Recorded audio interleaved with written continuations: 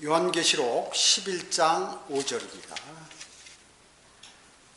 지난주 이제 요한계시록 11장이 대단히 중요한 장이다. 물론 성경이 다 중요하지만 특히나 11장을 알아야 요한계시록을 알고, 요한계시록을 알아야 구약을 알고, 구약을 알아야 신약을 이해할 수 있기 때문에 그런 것입니다.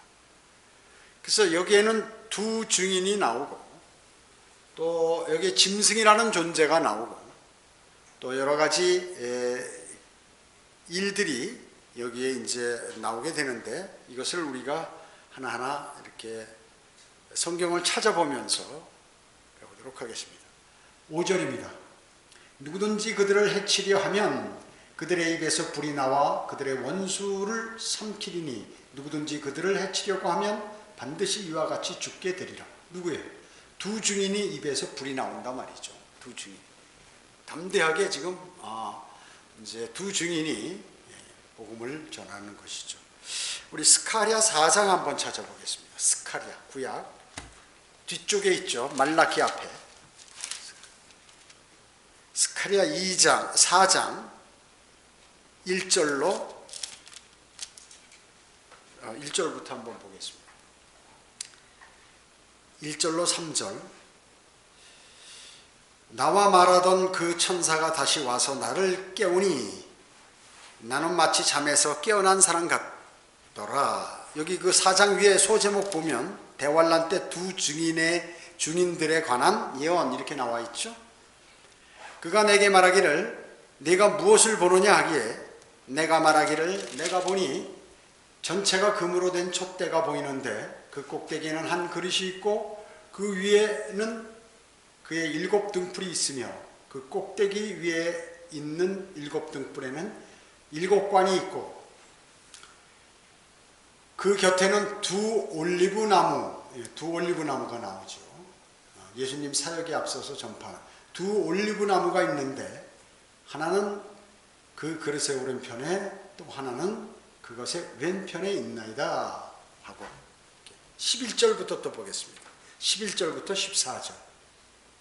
그때 내가 그에게 대답하여 말하기를 촛대 오른편과 왼편에 있는 두 올리브 나무는 무엇이니까 하고 내가 다시 대답하여 그에게 말하기를 두 금관으로 스스로 금기름을 쏟아내는 이 두 올리브 나무 가지들은 무엇이니까 하니 그가 내게 대답하여 말하기를 너는 이것들이 무엇인지 모르느냐 하시므로 내가 말하기를 내 주여 모르나이다 하니 그가 말하기를 이들은 두 기름 부음 받은 자들이니 온 땅의 주의 곁에 서 있는 자들이니라 하더라. 자, 여기 두 기름 부음 받은 자들, 사람이죠.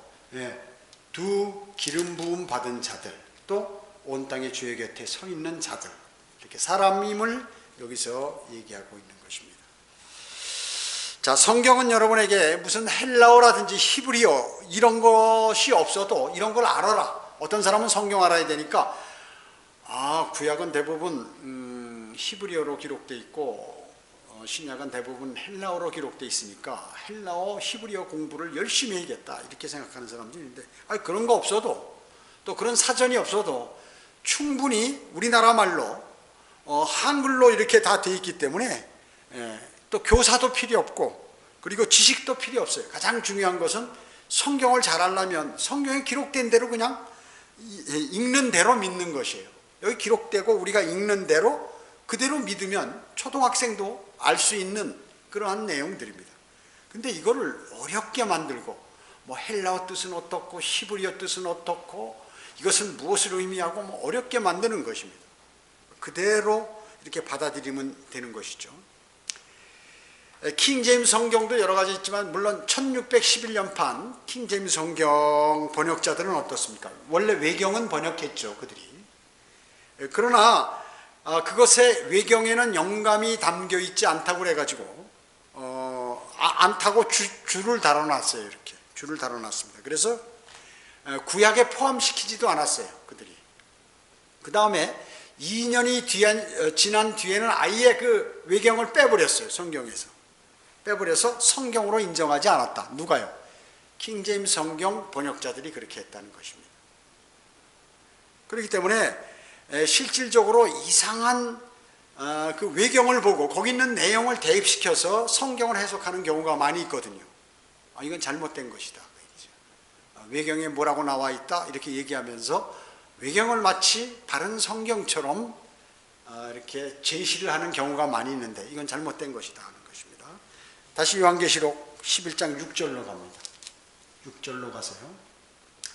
이들에게는 하늘을 닫는 권세가 있어서 그들이 예언하는 날 동안 비가 오지 못하게 하고 물을 피로 변하게 하는 권세도 있어 원하는 때면 언제든지 온갖 재앙으로 땅을 치리로다. 이 두 증인이 말이죠. 어때요? 하늘을 닫는 권세가 있어서 예언을 하면 여러 날 비가 안 오더라 그 얘기죠. 또 물을 피로 변하게 하는 그러한 권세가 있어요.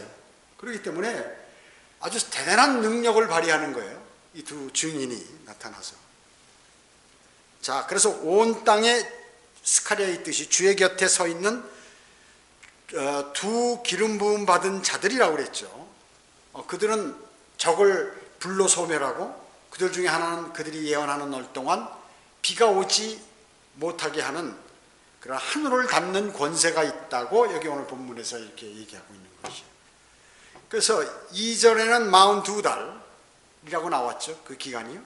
3절에는 3년 반이라고 그랬죠. 1260일, 3년 반. 그리고 야고보서 5장 17절에는 3년 6개월이라고 나옵니다. 야고보서 5장 17절에 뭐라 했냐면 엘리야는 우리와 같은 성정에 속한 사람이지만 비가 오지 않기를 간절히 기도하였더니 3년 6개월이나 땅에 비가 오지 않았고 이렇게 얘기하고 있습니다. 그래서 이 첫째 증인은 여기서 엘리야를 얘기하는 것이에요. 엘리야. 이 첫째 증인은 성경이 아니에요. 몰몬에서 얘기하는 첫째 증인은 성경이요, 두 번째 증인은 몰몬경이다 이렇게 얘기하는데 성경이 아니다 그 얘기죠. 사람이죠. 두 증인 그리고 사람을 얘기하는데 이 엘리야가 기도하니까 3년 반 동안 비가 오지 않은 것과 똑같이 예언하면 비가 오지 않는 그것을 얘기하는 것이죠. 또 열왕기상 17장 1절에 보면 뭐라고 했냐면 길르앗 거민에 속한 티세빈 엘리야가 아합에게 말하기를 내가 그 앞에 서서 섬기는 이스라엘의 주 하나님께서 살아계시거니와 내 말이 없으면 수년 동안 이슬도 내리지 않겠고 비도 오지 아니하리라 이렇게 얘기했는데 정말 3년 반 동안 비가 안 왔어요. 안 왔습니다. 자, 엘리야는 온 땅에 주 앞에 서 있었죠. 그는 촛대 오른편에 있고 이 엘리야는 또 어느 신약에 어디에 나타났습니까? 마태복음 17장에 변형산에서 나타났죠. 그 왼편에는 모세가 있습니다. 주님 왼편에는 모세가 있었어요. 그래서 첫째 증인은 온 땅의 주의 곁에 있는 기름 부음 받은 선지자고 그의 입에서 불이 나와 그의 적들을 소멸하고 하늘을 닫아서 3년 6개월 동안 비를 오지 않게 한다. 그래서 이 두 증인이 뭐라고 여기서 요한계시록 11장에 나오진 않았지만 누구라고? 이 두 증인은 바로 중에 첫 번째 증인은 엘리야구나 하는 것을 알 수 있다 그 얘기죠. 엘리야. 성경에서 두 증인 하면 사람이라고 얘기죠. 근데 이걸 성경이다, 무슨 몰몬경이다, 기타 뭐 신약이다, 구약이다 이런 얘기들을 한다 그 얘기죠. 멍청한 사람들이죠. 그래서 제가 아까 말씀드렸잖아요. 헬라어, 히브리어 그리고 성경 지식, 교사 없어도 기록된 그대로 두 증인하면 두 사람의 증인이구나 이렇게 알면 된다 그 얘기죠. 이것처럼 쉬운 게 어딨냐 그 얘기죠. 근데 왜 이거를 억지로 뭐 신약이다, 구약이다, 성경이다, 몰몬경이다 뭐 이렇게 막 갖다 붙이냐 그 얘기죠. 바보 같은 사람들이 그렇게 하는 것입니다. 둘째 증인은 뭐예요? 물을 피로 변하게 하는 권세. 성경에서 물을 피로 변하게 한 사람이 누굴까? 모세가 파라오와 대결할 때 그랬죠. 막대기로 강물을 치니까 그 강물이 전부 피로 변해버렸어요. 피로 버렸죠. 또 모세도 불을 내렸죠. 하늘에서. 물론 엘리야도 내렸지만 반역한 코라, 다단, 아비란 자손들에게 뭐라고 했냐면 모세가 민수기 16장 34절 35절에서 그들 주위에 있던 온 이스라엘이 그들의 부르짖음을 듣고 도망하며 말하기를 땅이 우리도 삼킬까 두렵다 하더라. 또 주께로부터 불이 나와서 향을 피우던 250명을 소멸시켰더라. 하늘로부터 불이 내려서 250명을 그냥 전부 이렇게 향을 피우던 250명을 다 불살려 죽였다. 또 모세가 그랬고 이제 엘리야도 불을 내렸죠. 열왕기하 1장 5절에 보면 엘리야가 대답하여 50부장에게 말하기를 만일 내가 하나님의 사람이면 하늘에서 불이 내려와 너와 너의 50명을 살으리라 하자 하늘에서 불이 내려와 그와 그의 50명을 살았더라. 자, 이 불을 불러가지고 하늘에서 불을 불러서 불살르고 사람들에게 불을 내리는 사람이 누구예요? 성경에서 바로 모세와 엘리야다. 그런데 이 중에 또 한 사람은 누구라고 신학자들 가운데 누구를 주장하면 에녹이다라고 이렇게 얘기하는 거예요. 사람이긴 사람인데 에녹과 엘리야라 이렇게 얘기하는 것입니다. 왜냐하면 둘 다 죽지 않고 들림받았기 때문에 에녹과 엘리야일 것이다 이렇게 얘기하는 거예요. 그런데 모세와 엘리야는 둘 다 기름 부음을 받았죠. 그런데 에녹은 기름 부음 받지 않았어요. 모세와 엘리야는 온 땅의 주의 곁에 서 있었으나 에녹은 그렇지 않았어요. 또 모세와 엘리야는 둘 다 그들의 적들을 불로 멸했죠. 아까 제가 얘기했듯이 불로 멸했습니다. 그러나 에녹은 그런 적이 없어요. 그런 적이 없습니다. 또 모세와 엘리야는 재앙으로 땅을 치고 3년 반 동안 비를 막았죠. 에녹은 그런 적이 없습니다. 에녹이 아니에요. 에녹이 아닙니다. 또 모세와 엘리야는 시내산에서 40일간 이렇게 40주야를 있었죠. 에녹은 그런 적이 없습니다. 그런 적이 없습니다. 또 모세와 엘리야는 아무것도 먹지 않고 40일간 시내산에서 금식했지만 에녹은 그런 적이 없습니다. 모세와 엘리야는 사역을 계승한 사람들이 있었죠. 모세는 여호수아고 엘리야는 엘리사고. 그런데 에녹은 없었어요. 그렇게. 또 모세와 엘리야는 변형산에서 예수님과 대화했죠.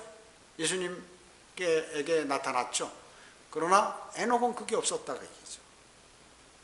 또 모세와 엘리야는 말라기 4장 마지막에 구약에서 언급된 두 사람이에요. 자, 이와 같이 볼 때 에녹은 아니다 그 얘기죠. 그래서 모든 정황으로 볼 때 이 두 증인은 모세와 엘리야구나 하는 것을 우리가 알 수 있는 것이죠. 그러면 모세는 죽어서 땅에 이렇게 장사를 지르는데 신명기 34장 5, 6절에 보면 모압 땅에 장사를 지냈다고 나옵니다. 그런데 그 모세의 묘를 아는 자가 없다는 것이에요. 모세는 누구였습니까? 여수룬의 왕이었죠. 이스라엘의 왕이었어요. 모세는 여수룬의 왕이었습니다. 근데 왕의 무덤을 모른다? 아니에요. 이게 들림받았기 때문에. 모세가 나중에 미카엘이, 천사장 미카엘이 데려갔기 때문에 이 땅에 무덤에 남아있지 않는 거예요. 모세는. 유다서 9절 한번 찾아볼까요? 유다서 9절.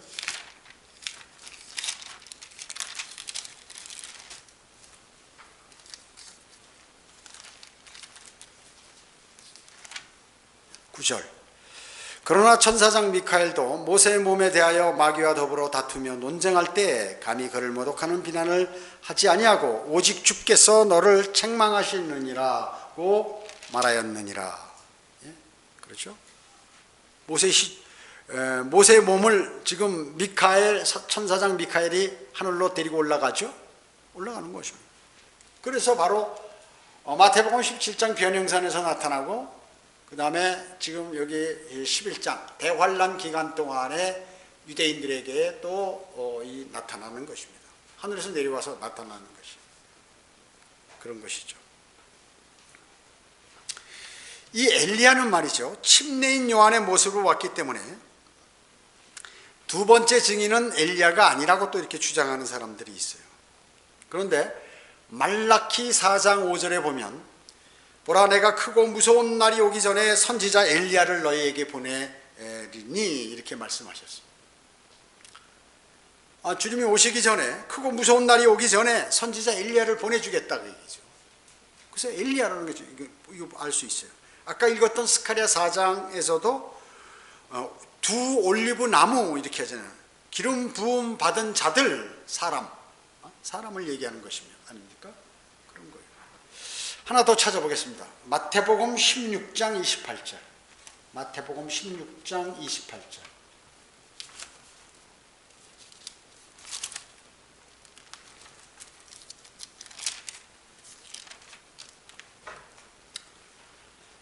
마태복음 16장 28절에 보면 진실로 내가 너희에게 말하노니 여기 서 있는 사람들 몇은 인자가 그의 왕국으로 오는 것을 볼 때까지 죽음을 맛보지 아니하리라고 하시니라. 누구예요? 몇 사람이요? 베드로, 야고보, 요한. 변형산에서 이제 예수님 재림하시는 모습을 보기 때문에 그 17장에 바로 재림하시는 모습이 나온다. 재림의 소제목에 재림의 예표 이렇게 나와 있죠. 엿새 후에 6,000년 후에 인류 역사 6,000년 후에 6,000년이 끝나면 6,000년 후에 예수께서 베드로와 야고보의 형제 요한을 데리고 따로 떨어져 있는 높은 산으로 올라가시어 시내산이죠. 그 앞에서 변형되시니 그의 얼굴은 해처럼 빛나고 그의 옷은 빛처럼 휘어지더라. 변형된다는 건 뭐예요? 재림하실 때 모습과 같이 하는데 그 모습은 어떠냐면 얼굴은 해 같아서 볼 수가 없어요. 너무 빛나기 때문에 그의 옷은 빛처럼 휘어지더라. 이렇게 되어 있습니다. 그런데 보라 모세와 엘리야가 그들에게 나타나서 주와 함께 이야기하더라. 하늘에서 모세와 엘리야가 나타나가지고 예수님하고 이렇게 대화하고 있더라고요. 그러자 베드로가 예수께 대답하여 말씀드리기를 주여 우리가 여기 있는 것이 좋사오니 주께서 원하시면 여기에 장막셋을 짓되 하나는 주를 위하여 하나는 모세를 위하여 하나는 엘리야를 위하여 짓겠나이다 라고 하더라. 그죠? 여기 또 17장 11절 한번 보겠습니다. 11절로 13절. 예수께서 그들에게 대답하여 말씀하시기를 과연 엘리야가 먼저 와서 모든 것을 회복할 것이라. 주님이 오시기 전에 엘리야가 먼저 와서 이제 회복한다고. 그러나 내가 너희에게 말하노니 엘리야가 이미 왔으나 사람들이 그를 알아보지 못하고 그들 마음대로 대하였도다. 이와 같이 인자도 그들에게 고난을 받으리라고 하시더라. 그때서야 제자들은 주께서 자기들에게 침례인 요한에 관하여 말씀하신 것임을 깨닫더라. 자, 엘리야가 왔다고 말씀하셨죠. 신약에서, 마태복음에서. 근데 사람들이 모른다 그 얘기죠. 그러니까 제자들이 뭐라고요? 아, 그가 바로 침례인 요한에 관한 말씀하시는 거구나. 이렇게 얘기했다 그 얘기예요. 여기에서. 그래서 엘리야가 먼저 와서 모든 것을 회복한다고 그랬죠. 그래서 엘리야가 지금 왔다고 예수님께서는 왔으나 사람들이 알아보지 못하고 그들 마음대로 엘리야를 대했다고 그랬죠. 그게 누구예요? 그래서 사람들이 침례인 요한, 예수 그리스도, 엘리야에 대해서 혼동하는 거예요. 사람들이요. 요한복음 1장 21절에 보면 이 제사장들과 레위인들이 침례인 요한한테 뭐라고 했냐면 내가 엘리야냐? 이렇게 물어본다고요. 왜냐면 예수님이 엘리야가 이미 와 있다고 얘기하면서 침례인 요한을 지칭하니까 네가 엘리야냐? 아니라. 그래. 아니라. 본인은 아니라는 거예요. 예수님은 엘리야, 침례인 요한 보고 엘리야라고 그러는데 본인은 아니다라고 이렇게 얘기합니다. 자, 그러면 누가복음 한번 찾아볼게요. 누가복음 마태복음 여기 지금 찾았죠?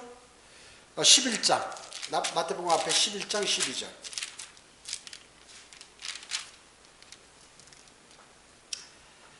12절 14절 보면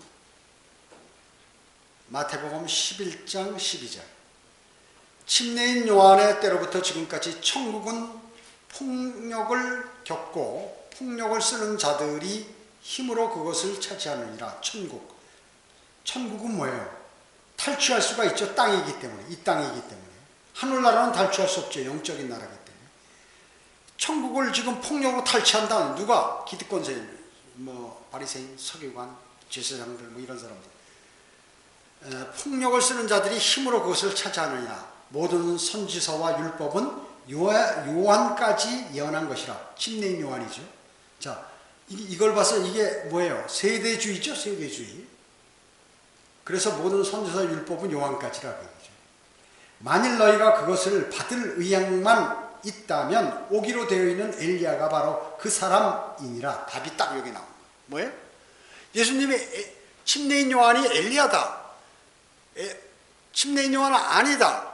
그런데 이제 예수님께서 다시 뭐냐면 너희가 이 천국을 받아들이면 천국 복음을 받아들여서 예수님을 영접해서 다 받아들이게 되면 그때 침례인 요한이 엘리야가 되는 것인데 받아들이지 않아서 나중에 이 뒤로 연기됐다는 것이죠. 그래서 뭐라고 했냐면 누가복음 1장 15절 찾아봐요. 누가복음 1장 15절.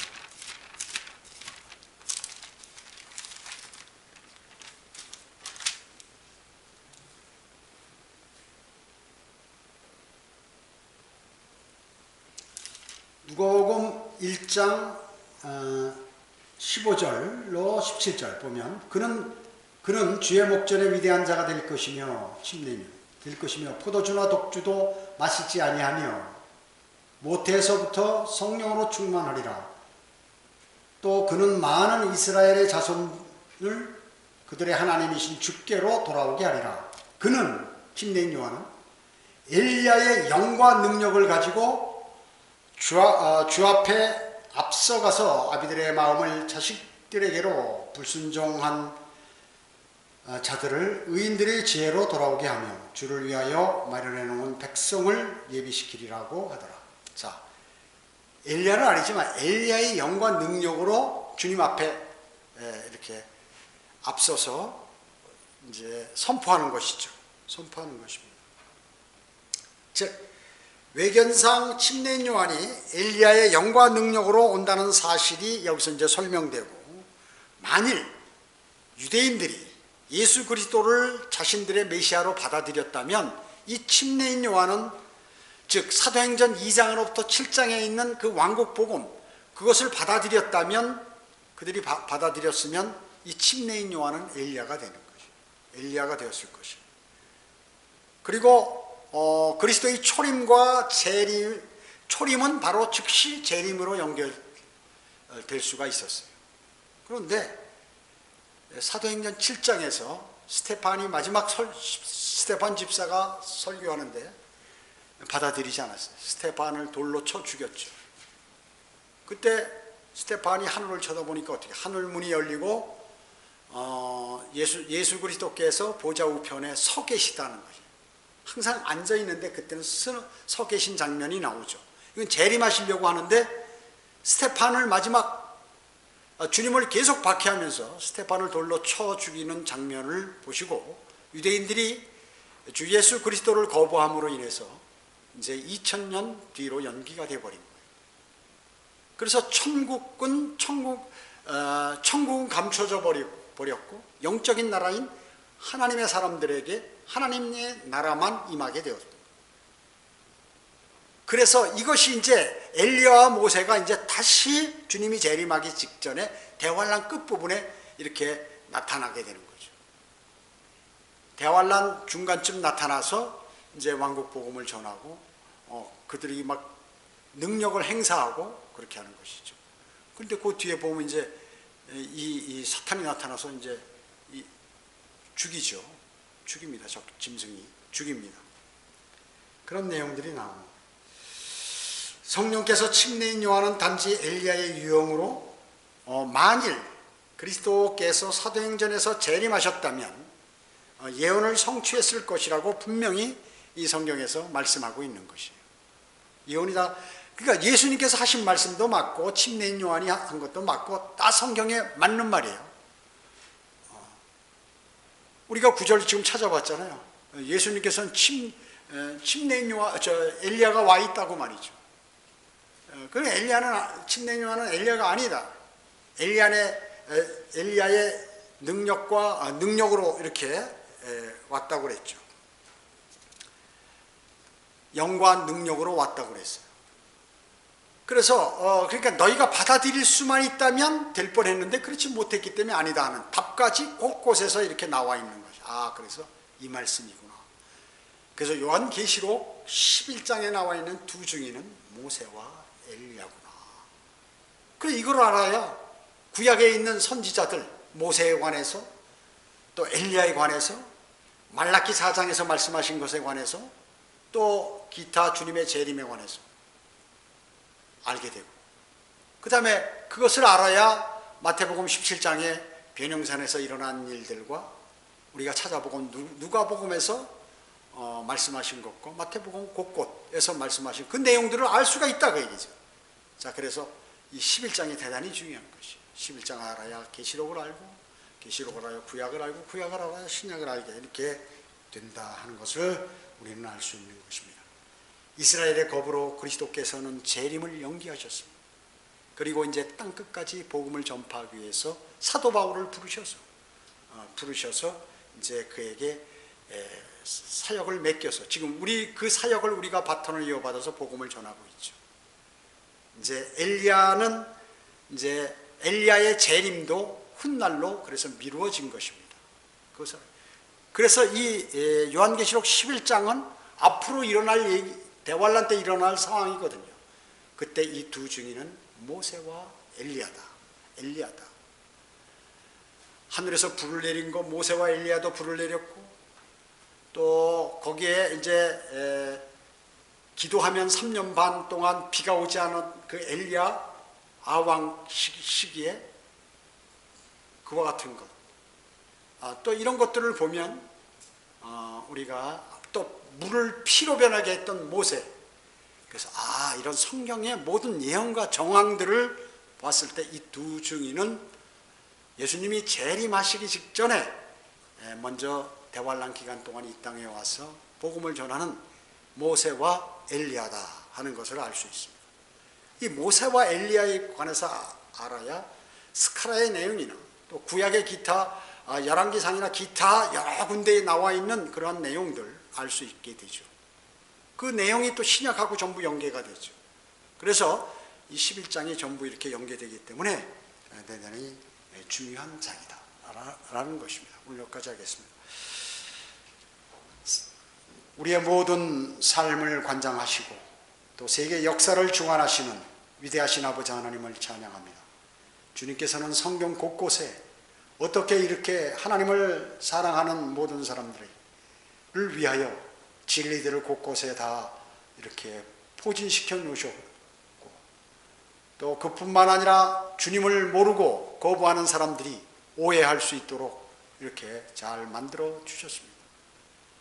이단들과 주님을 온전히 신뢰하지 못하는 사람은 이 두 증인을 성경이다, 몰몬경이다, 구약이다, 신약이다 등등 여러 가지 갖다 붙이지만 분명히 성경은 두 증인 사람이라고 얘기하고 있습니다.